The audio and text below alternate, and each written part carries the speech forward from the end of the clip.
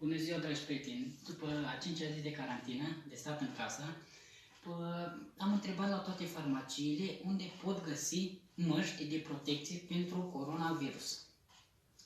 Și nu aveau nicăieri. Și pe Facebook m-am uitat peste tot și nu aveau. Ce mi-au trecut prin cap? Să-mi fac propria mea mască. Uitați, luați o pereche de boxeri. Tarara, normale. O puneți în cap. O trageți frumos pe cap. Frumos, elegant, așa. Aici la spate o răsuciți un pic ca să stea așa și frumos la păr. Și uitați, mască de protecție pentru coronavirus. Mergem la magazin oriunde cu dânsa.